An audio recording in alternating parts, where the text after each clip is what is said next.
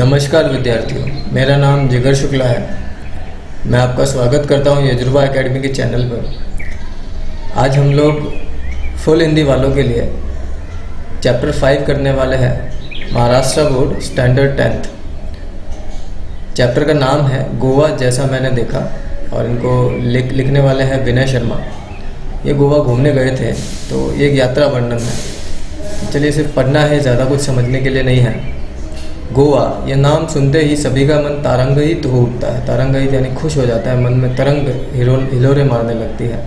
और हो भी क्यों न, यहाँ की प्रकृति, यहाँ का जो नेचर है, आबो हवा, यहाँ की जो एनवायरनमेंट है, हवा है, जीवन शैली है, रहने का जो तरीका है, का आकर्षण ही ऐसा है, वहाँ का अट्रैक्शन ही वैसा है कि पर्यटक खुद ब खुद यहाँ खींचे चले जाते हैं। कि जो पर्यटक यानी जो घूमने वाले यात्री हैं, वो खुद ही वहाँ चले जाते हैं। देश के एक कोने में स्थित होने के बावजूद, वो एक कोने में स्थित है, यह छोटा सा राज्य, ये छोटा सा जो स्टेट है, वो प्रत्येक पर्यटक के दिल की धड़कन है। यानी हर एक जो घूमने वाले यात्री हैं, उनके दिल की ये धड़कन है, उनका ये फेवरेट है। यही कारण है कि मैं भी अपने परिवार के साथ इंदौर से गोवा जा पहुंचा। तो ये भाई साहब इंदौर से आए हैं गोवा। कौन? विनय शर्मा। खंडवा से मेरे साधु साहब भी सपरिवार हमारे साथ शामिल हो गए। यानी वो इंदौर से निकले और बीच में कोई खंडवा करके जगह है, तो वहाँ से उनके साधु साहब। साधु कौन होता भाई? समझो दो बहनें हैं, तो उनके जो पति हैं, एक लड़की है और दूसरी उसकी बहन है, और उन दोनों के जो पति हैं, उनका आपस का जो रिश्ता है, उसको साधु साहब बोलता है। यानी लेखक की बीवी के बहन के पति, उनको साधु साहब बोलेंगे। सह परिवार यानी अपने परिवार के साथ हमारे साथ शामिल हो गए, वो आ गए, उनको भी गोवा जाना था। 23 नवंबर को जब गोवा एक्सप्रेस मड़गांव रुकी, मड़गांव एक स्टेशन है, वहाँ रुकी, तो सुबह का उजास हो गया। तो सुबह का जो उजाला हो गया, एक टैक्सी के हॉर्न ने मेरा ध्यान उसकी ओर खींचा और हम फटाफट में उसमें बैठ गए। यानी वो मड़गांव उतरे और उधर से एक टैक्सी का हॉर्न उनका ध्यान गया वहाँ पर, और वो फटाफट उसमें जाके बैठ गए। टैक्सी एक पतली सी सड़क पर दौड़ पड़ी। शीतल हवा के झोंकों से मन प्रसन्न हो गया। यानी जो हवा है वो काफ़ी ठंडी चल रही है, तो उससे मन जो है वो खुश हो गया और यात्रा की सारी थकान मिट गई। इतने टाइम ये रेल से आए हैं, तो उनकी जो थकान थी वो अब मिट गई है। मैं सोचने लगा कि पर्यटन का भी अपना ही आनंद है, यानी घूमने का भी अपना ही मज़ा है। जब हम जीवन की सारी समस्याओं से जूझ रहे हों, तो उससे निजात पाने का सबसे अच्छा तरीका पर्यटन ही है। या जब हम जीवन में जो समस्याएं हैं उनसे स्ट्रगल कर रहे हों, जूझ रहे हो, यानी स्ट्रगल कर रहे हो, तो उससे निजात यानी छुटकारा पाने का जो अच्छा तरीका है वो पर्यटन है, वो घूमना फिरना ही है। बदले हुए वातावरण के कारण मन तरोताज़ा हो जाता है। तो जब वातावरण बदलता है, उससे मन खुश हो जाता है, ताज़ा हो जाता है, फ्रेश हो जाता है, तथा शरीर को कुछ समय के लिए विश्राम मिल जाता है, और जो बॉडी है उसको भी थोड़ा आराम मिल जाता है। विश्राम यानी आराम। कुछ देर बाद हमारी टैक्सी मड़गांव से 5 किलोमीटर दूर दक्षिण में स्थित कस्बा बेलानियम के एक रिसोर्ट में आकर रुक गई। तो एक छोटा सा टाउन है जिसका नाम क्या, बेलानियम, गोवा में। तो वहाँ के किसी रिसोर्ट में आकर रुक गई।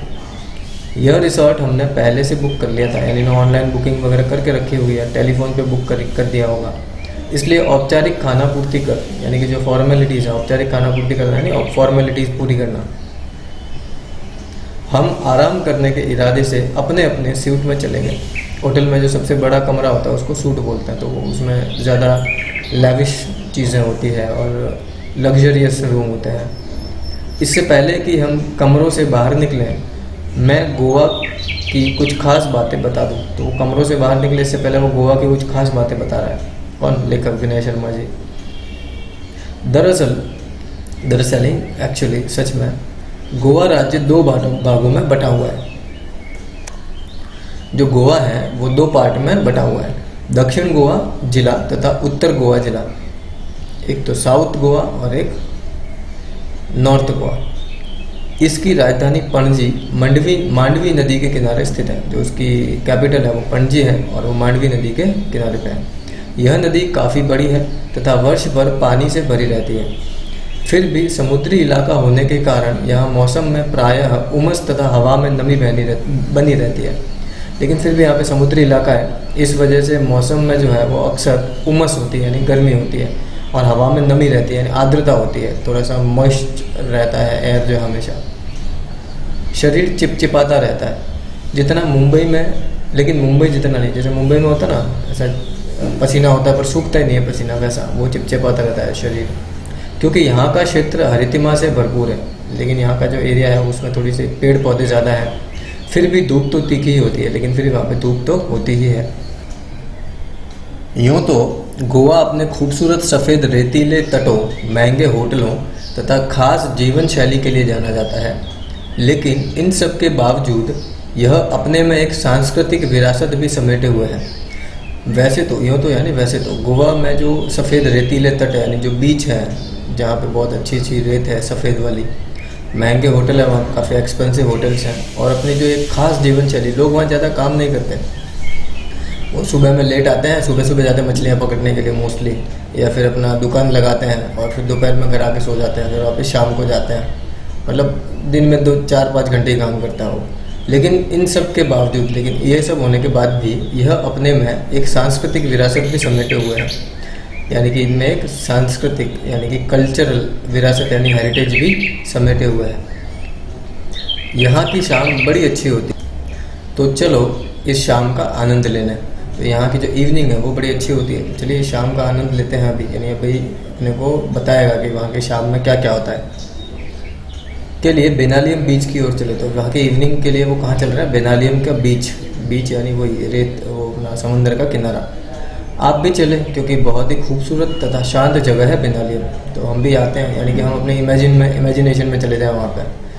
दिन भर की थकान तथा उमस भरी गर्मी के बाद, दिन भर तो थक गए हैं और इतनी गर्मी वाली जो है वो, उसके बाद शाम को बीच पर जाना बड़ा अच्छा लगता है, शाम को ठंडी हवा चलती है वहाँ पे तो अच्छा लगता है।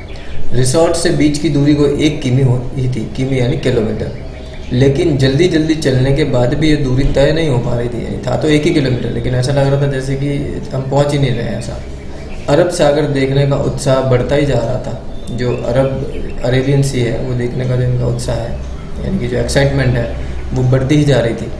तभी अचानक लहरों की आवाज़ सुनाई दी, तो तभी उनको जो है वहाँ पे वो लहरों की आवाज़ सुनाई देती है, जो किसी रणभेदी की तरह थी। रणभेदी यानी जैसे रण में कैसे कोई तीर जो है वो भेद कर देता है, वैसे ही वो आवाज़ जो उनके कानों को भेद रही थी। हम सभी दौड़े, कौन से भी लेखक, उनका परिवार, उनके साधु और उनका परिवार। सड़क पीछे छूट गई थी, इसलिए रेत पर तेज़ी से दौड़ना मुश्किल हो रहा था। रेत में पैर धंसते हैं ना, इसलिए दौड़ना थोड़ा सा मुश्किल हो रहा था। फिर भी धंसे हुए पैरों को पूरी ताकत से उठा कर भाग रहे थे, फिर वो पैर जहाँ फंस रहे थे फिर वो भाग रहे थे। खूबसूरत समुंदर देखते ही मैं उससे जाकर लिपट गया मतलब वो पानी के अंदर जाके गिर गए।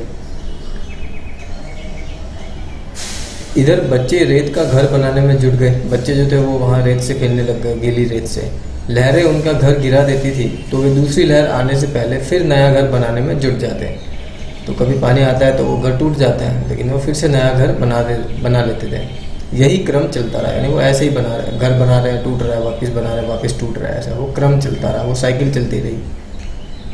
मैंने इन बच्चों से सीखा कि जीवन में आशावाद हो तो कोई काम असंभव नहीं। आशावाद यानी होपफुल रहना चाहिए लाइफ को लेकर के, तो कोई भी काम इम्पॉसिबल नहीं होगा।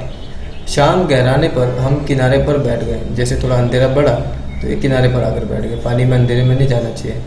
मानो हर लहर कह रही हो कि बनने के बाद मिटना ही नियति है, कि अगर कुछ बना है तो एक दिन वो मिटेगा, यही डेस्टिनी है, नियति है। यही जीवन का सत्य भी है और यही जीवन का सच भी है। जीवन भी एक दिन मृत्यु के सामने जो ख़त्म हो जाना है, यह देह जो है वो भी ख़त्म हो जानी है, जो भी बना है वो एक दिन ख़त्म होना ही है। यहाँ एक मज़ेदार दृश्य भी देखने को मिला, तो एक काफ़ी अच्छा सीनरी या एक सीन देखने को मिला। लहरों की आवाज़ के बीच पक्षियों की टी टी की आवाज़ भी आपका ध्यान अपनी ओर खींच लेती थी। वहाँ कोई पक्षी है जो टी टी की आवाज़ कर रहा है।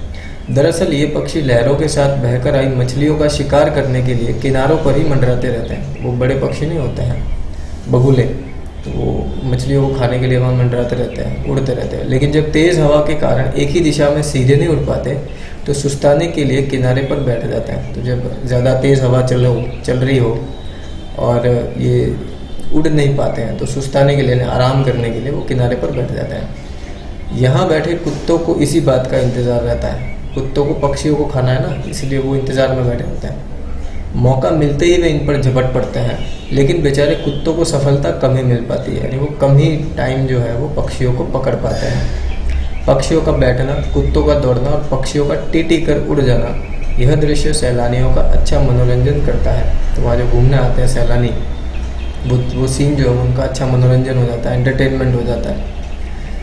इधर जैसे ही सूर्य देवता ने विदा ली, यानी कि सनसेट होने लगा, वैसे ही चंद्रमा की चांदनी में नहाकर समुद्र का नया ही चेहरा नजर आने लगा।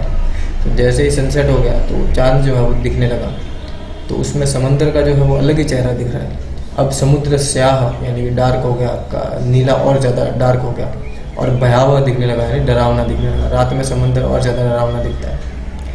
अगले दिन हमने बस से गोवा घूमने की योजना बनाई, यानी प्लान बनाया घूमने का। वैसे घूमने फिरने के लिए यहाँ बाइक आदि किराए पर मिल जाती है और उन पर ही घूमने का मज़ा भी आता है, लेकिन बच्चों के कारण हमने बस से जाना मुनासिब समझा यानी ठीक समझा। बच्चे हैं साथ में तो बाइक से तो नहीं जा सकते, इसलिए उन्होंने बस से जाना ठीक समझा। यहाँ सी फूड की अधिकता होने के कारण शाकाहारी पर्यटकों को सुस्वाद भोजन की समस्या से भी दो चार होना पड़ता है। यानी यहाँ पर सी फूड ही ज़्यादा मिलता है, मछली और झींगे और वो सब। तो इसलिए जो शाकाहारी हैं उनके लिए सुस्वाद यानी कि अच्छा खाना खाने के लिए उनको स्ट्रगल करना पड़ता है, दो चार होना पड़ता है, यानी जूझना पड़ता है, स्ट्रगल करना पड़ता है। काफ़ी भटकने के बाद अच्छा भोजन मिल गया तो समझो किस्मत, यानी अगर मिल भी गया तो समझो तुम्हारी नसीब अच्छे हैं। और जेब तो डेली हो ही गई, तो पर खर्चा ज़्यादा हो जाएगा। अगर अच्छा वेजिटेरियन खाना मिल गया तो अच्छी बात है, पर फिर जेब ढीली हो जाएगी। यह समस्या हमें पहले से पता थी, इसीलिए हम अपने रिसोर्ट के सूट में उपलब्ध किचन में ही भोजन करते थे। तो वहाँ पे इन्होंने किचन है, वहीं पे ये भोजन करते थे। सबसे पहले हम अंजुना बीच पहुँचे। वो घूमने निकले थे ना, तो सबसे पहले कहाँ गए? अंजुना बीच। गोवा में छोटे बड़े करीब 40 बीच है, तो वहाँ पर अप्रॉक्सीमेटली 40 हैं, लेकिन प्रमुख 7 या 8 ही है, लेकिन जो खास है वो 7-8 ही है। अंजुना बीच नीले पानी वाला, पथरीले पत्थर बहुत है वहाँ पे और बहुत ही खूबसूरत है। इसके एक और लंबी सी पहाड़ी है, यानी एक तरफ जो वो बड़ी पहाड़ी है, जहाँ के बीच का मनोरम दृश्य देखा जा सकता है। तो जहाँ में बीच में जो बहुत बड़ा अच्छा सीन दिखता है। समुद्र तक जाने के लिए थोड़ा नीचे उतरना पड़ता है, समंदर तक जाने के लिए हमें पहाड़ों से थोड़ा नीचे जाना पड़ता है। नीला पानी काले पत्थरों पर पछाड़ खाता रहता है, और जो पानी है वो कच्चे पत्थरों पर आकर ऐसा पछाड़ता है, ऐसा लगते रहता है। पानी ने काट कर इन पत्थरों में कई छेद कर दिए हैं, तो जब बार बार पानी लगता है तो उससे उसमें छेद हो गए हैं पत्थरों में, जिससे ये पत्थर कमज़ोर भी हो गए हैं। साथ ही समुद्र के काफ़ी पीछे हट जाने से कई पत्थरों के बीच में पानी भर गया है, और समुद्र जो थोड़ा सा पीछे हट रहा है तो उसके बीच में पानी जो है वो भर जाता है। इससे वहाँ काई ने अपना घर बना लिया है। वो जो काई नहीं लगती है ग्रीन कलर की, एलजी, वो एलजी जो है वो लग गई वहाँ पर। फिसलने का डर हमेशा लगा रहता है, इसलिए वहाँ पे फिसल सकते हैं, लेकिन संघर्षों में ही जीवन है, इसलिए यहाँ घूमने का भी अपना अलग आनंद है। स्ट्रगल तो करना पड़ेगा लाइफ में, अगर कुछ अच्छा देखना है, कुछ अच्छा करना है तो। यहाँ युवाओं का दल तो अपनी मस्ती में डूबा रहता है, जो यंगस्टर्स हैं वो वहाँ बहुत मस्ती करते हैं, लेकिन परिवार के साथ आए पर्यटकों का ध्यान अपने बच्चों को खतरों से सावधान रहने के दिशा निर्देश देने में ही लगा रहता है। लेकिन जो परिवार के साथ आते हैं वो बच्चों को डांटते रहते हैं, इधर मत जा, ये मत कर, वो मत कर, तो उसमें ही वो लगे रहता है। मैंने देखा कि समुद्र किनारा होते हुए भी पेनालियम बीच तथा अंजुना बीच का अपना सौंदर्य है। दोनों के समुद्र किनारे हैं, लेकिन फिर भी उनका अपना अपना जो है अपनी ब्यूटी अलग है दोनों की। बेनालियम बीच रेतीला तथा उथला है, वहाँ पे रेत है और वो उथला है, यानी कि थोड़ा सा पहले की तरफ कम गहरा है, फिर धीरे धीरे अंदर जाते तो गहराई उसकी बढ़ती है, उसको उथला बोलता है। यह मछुआरों की पहली पसंद, यानी वहाँ से बोट वगैरह ले जाना ईजी रहता है। यहाँ सुबह सुबह बड़ी मात्रा में मछलियाँ पकड़ी जाती है, लेकिन मज़े की बात यह है कि इतनी सारी मछलियाँ स्थानीय बाज़ारों में ही बेची जाती है, यानी इतनी सारी मछलियाँ जो है वहाँ लोकल मार्केट में ही बेच देते हैं। इनका निर्यात बिल्कुल भी नहीं होता, यानी बिल्कुल उसको एक्सपोर्ट नहीं करते दूसरे किसी कंट्री में या दूसरे किसी स्टेट में नहीं बेचते इसको। इसके विपरीत अंजुना बीच गहरा और नीले पानी वाला, जो अंजुना बीच है वो थोड़ा सा डीप है और उसमें नीला पानी है। यह बॉलीवुड की पहली पसंद है, यानी वहाँ पर जो है वो फिल्मों की शूटिंग बहुत होती है। यहाँ कई हिट फिल्मों की शूटिंग हुई है। दोनों बीच व्यावसायिक हैं, यानी कि दोनों ही कमर्शियल बीचेस हैं, पर मूल अंतर व्यवसाय की प्रकृति का है। एक एंटरटेनिंग इंडस्ट्री है और दूसरी फूड इंडस्ट्री है ना, तो दोनों अलग हैं। उनकी प्रकृति, उनके बिजनेस का जो नेचर है वो अलग है। इसके बाद हम लोग दिन भर पणजी शहर देखते रहे। उसके बाद वो शहर में घूमने गए, शहर में घूमते रहे।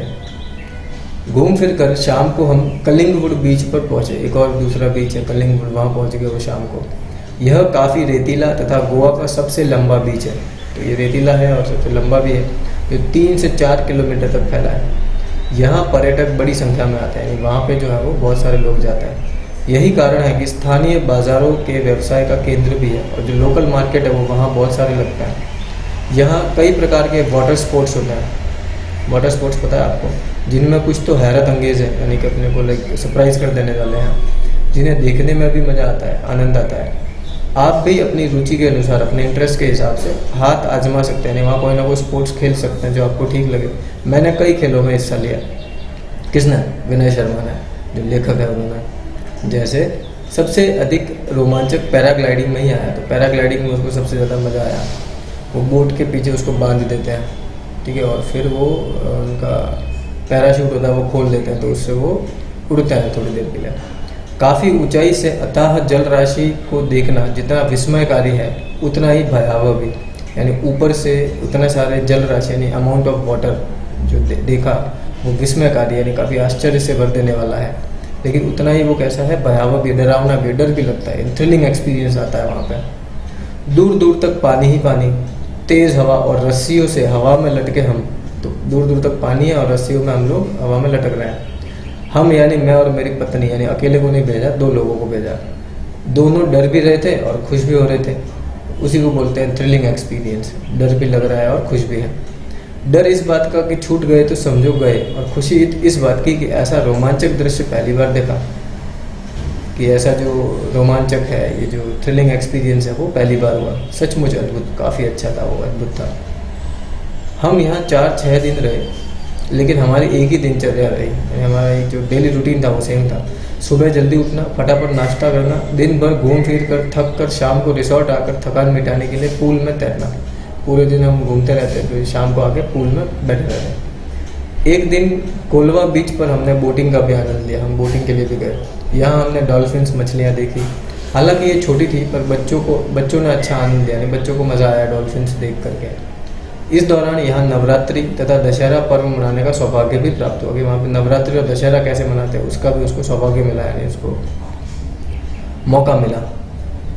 उत्तर भारत में जिस तरह हर गली तथा गली मोहल्ले में माँ दुर्गा की घट स्थापना कर, उनकी जो घर में उनकी स्थापना करते हैं, तथा लड़कियों द्वारा गरबा करके पर्व मनाया जाता है, ऐसा भी यहाँ भी होता है। यानी जैसे पूरे भारत में होता है वैसे यहाँ भी होता है। रावण का पुतला कहीं नहीं जलाया जाता, पर वहाँ रावण का पुतला वो लोग नहीं जलाते दशहरे के दिन। सुबह से लोग अपने वाहनों की सफाई कर उनकी पूजा करते हैं, और शाम को भगवान की एक पालकी मंदिर ले जाई जाती है। इसके बाद एक पेड़ विशेष की पत्तियां तोड़कर, कोई आम या पीपल का पेड़ होता है उसकी पत्तियां तोड़कर एक दूसरे को देकर बधाई देते हैं। सबकी अपनी अपनी सांस्कृतिक परंपरा है, सबका कल्चरल ट्रेडिशन जो वो अलग अलग है। इतने कम दिनों में गोवा को पूरा देख समझ तो नहीं पाया, पर इतना ज़रूर समझ गया कि पश्चिमी फैशन और सभ्यता में रचा बसा होने के बावजूद यह भारतीय संस्कृति को पूरी तरह से आत्मसात किए हुए है। ये पूरे इतना समझ तो नहीं पाया, लेकिन फिर जो वेस्टर्न कल्चर है और फैशन है उसमें रचा बसा होने के बाद, यानी वैसा होने के बाद गोवा में भी वो भारतीय यानी इंडियन कल्चर को आत्मसात किए हुए, अपने अंदर समेटे हुए हैं।